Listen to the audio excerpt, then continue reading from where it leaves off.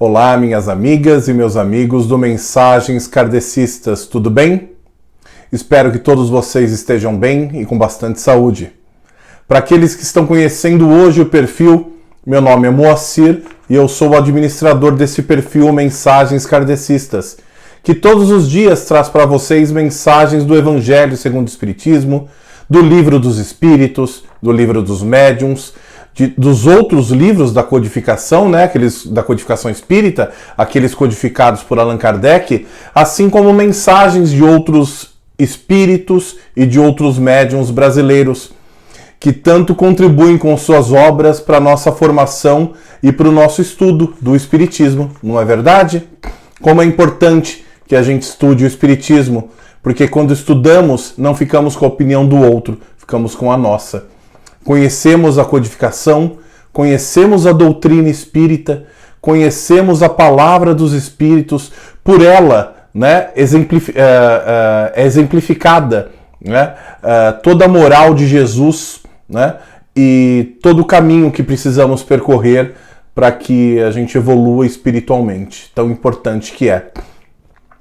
Então, meus amigos e minhas amigas, minhas irmãs e meus irmãos, como vocês sabem, todas as semanas, às segundas-feiras, no final da tarde, eu faço a publicação de um pequeno vídeo, uma pequena palestra, sobre o tema que a gente vai estudar durante a semana. Todas as semanas nós estudamos um trecho do Evangelho segundo o Espiritismo.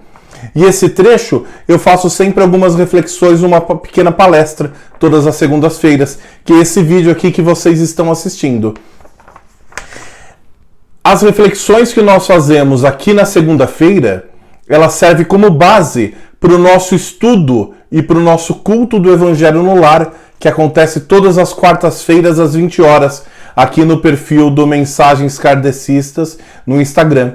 Então a dinâmica de estudo é sempre assim. Segunda-feira eu faço uma pequena palestra e trago para vocês o tema que a gente vai estudar na semana, e todas as quartas-feiras às 20 horas nós fazemos uma live todos juntos do culto do Evangelho no Lar, que é tão importante. Todas as vezes que fazemos o Evangelho no Lar, é como se colocássemos uma capa de proteção espiritual em cima do nosso lar, protegendo a nós, aos nossos familiares, as pessoas que moram conosco, porque a espiritualidade vem e protege a gente, a gente faz toda semana, no mesmo dia e no mesmo horário. E o outro benefício de fazer o Evangelho no Lar é que nós estudamos em família o Evangelho segundo o Espiritismo, que é tão importante para a nossa formação como espíritas, e todo esse conhecimento vai contribuir para a nossa evolução moral e espiritual. Não é verdade? Essa semana nós estamos no capítulo 5, desde que começamos a fazer as lives, iniciamos desde o comecinho do Evangelho segundo o Espiritismo, então nós estamos no capítulo 5, Bem-aventurados os aflitos, e hoje, do capítulo 5, nós vamos estudar os itens 24, a desgraça real, e o item 25, a melancolia.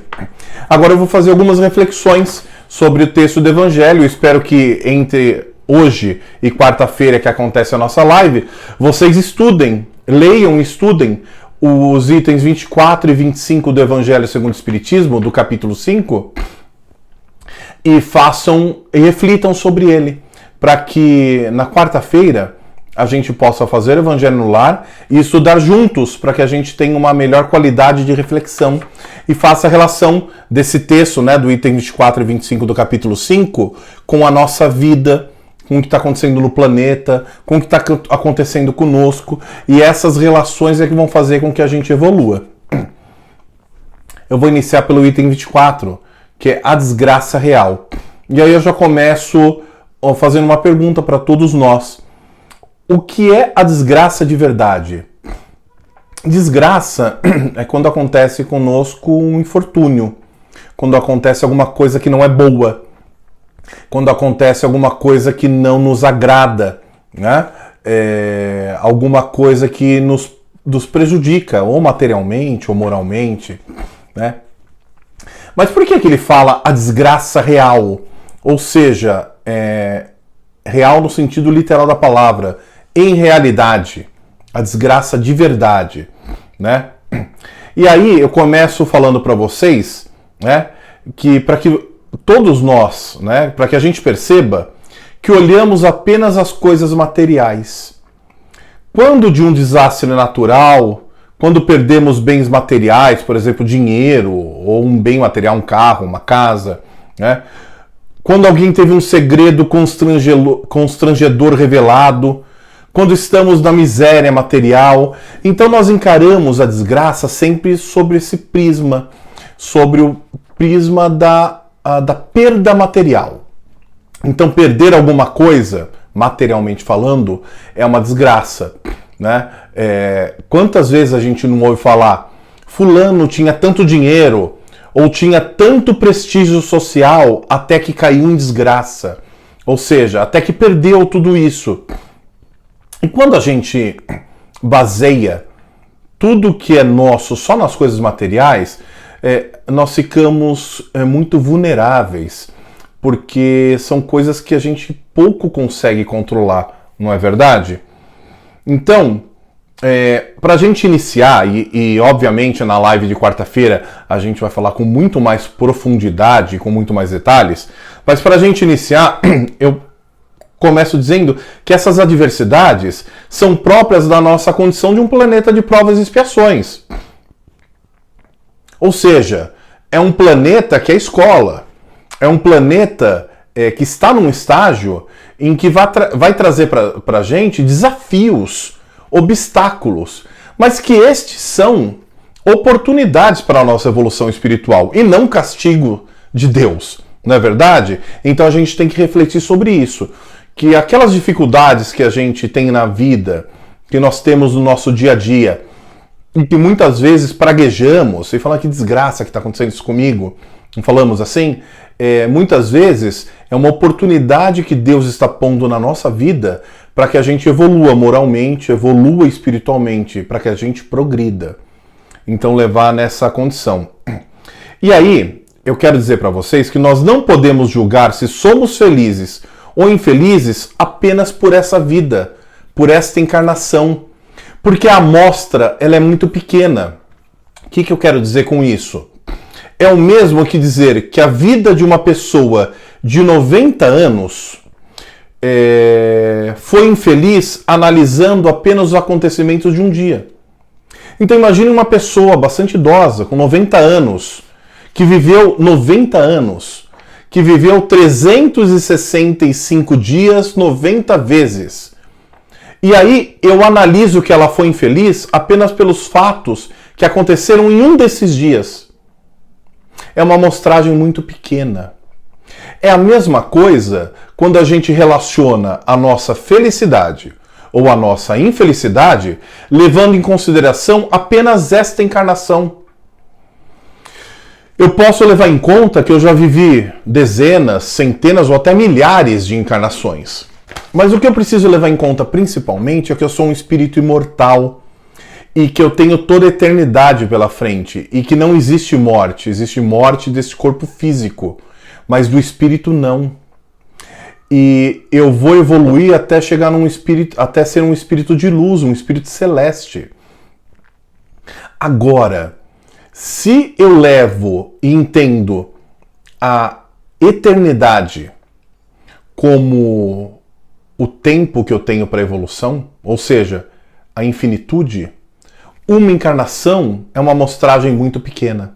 E talvez aquela dificuldade que a gente tem, aquela principal dificuldade que nós temos na vida, seja uma oportunidade para que a gente evolua e dê um salto para que na próxima encarnação, ou quando eu estiver na erraticidade, ou seja, quando eu estiver desencarnado, eu possa dar prosseguimento nessa evolução. Ninguém regride, porque a lei do progresso é uma lei de Deus, mas nós podemos estacionar. E é justamente o que nós não devemos fazer, estacionar. A gente deve progredir sempre, né? Aí ele fala assim, olha, mas a verdadeira desgraça está nas consequências de uma coisa do que na própria coisa. Está na consequência das coisas do que na própria coisa.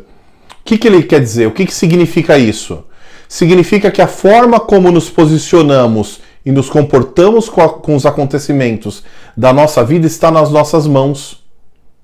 Eu é que decido, quando acontece alguma coisa, acontece alguma coisa, se eu vou tratar aquilo racionalmente ou vou me desesperar. Eu é que decido se eu vou tratar determinada situação com orgulho e vaidade ou com humildade. Eu é que decido pela tolerância ou pela intolerância. Ou seja, a decisão de espalhar amor por onde formos é nossa e não dos outros, só depende da gente. Fazer o dia de quem está junto comigo melhor só depende de mim. É uma decisão minha.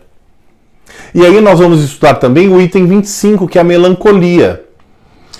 Ele começa falando assim, ó: sabeis porque às vezes uma vaga tristeza se apodera dos vossos corações e vos leva a considerar amarga a vida?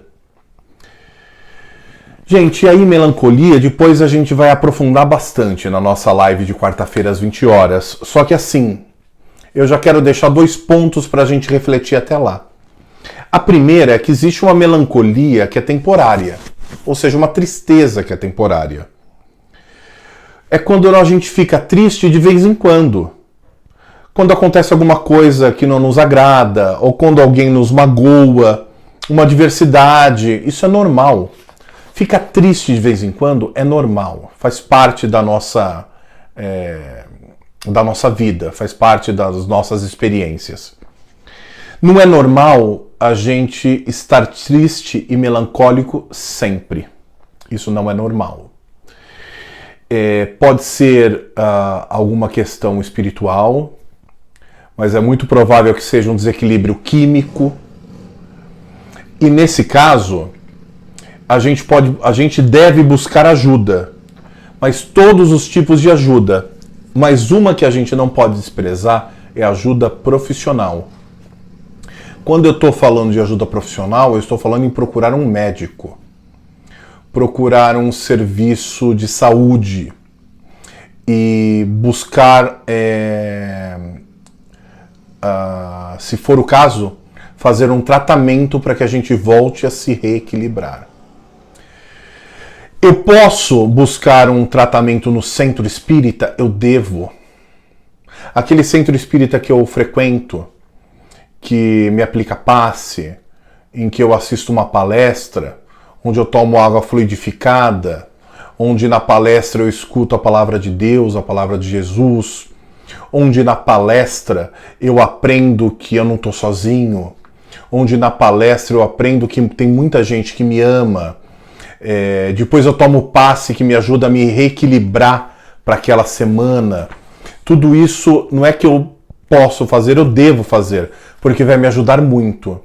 Mas em momento algum, esse tratamento espiritual, que é complementar, deve substituir o tratamento médico, a ajuda profissional. Nunca. Se algum dia, em algum lugar, falarem para vocês o contrário, fujam, porque é charlatanismo. Eu devo fazer os dois. Eu faço o tratamento espiritual, eu vou ao centro, assisto a palestra, tomo passe, tomo água fluidificada, faço o evangelho no lar. Mas eu devo buscar ajuda profissional. E isso é muito importante. Tá bom? Então, essa foi a nossa palestra de hoje. Eu espero que vocês estudem e leiam os itens 24 e 25 do capítulo 5 do Evangelho segundo o Espiritismo, que é o tema que nós vamos utilizar na nossa live, que acontece todas as quartas-feiras, às 20 horas, a live do culto do Evangelho no Lar, onde fazemos o Evangelho no Lar e estudamos o Evangelho segundo o Espiritismo. Todas as terças pela manhã, ou seja, um dia antes da live de quarta-feira, eu faço a postagem da nossa caixinha virtual de vibrações, onde nos comentários vocês colocam os nomes das pessoas pelas quais a gente vai vibrar no nosso Evangelho no Lar, que acontece quarta-feira às 20 horas. Tá bom? Aqui no Instagram, no Mensagens Kardecistas. Fiquem com Deus, todos juntos, usem máscara, higienizem as mãos. E até lá, eu aguardo todos vocês. Um beijo a todos.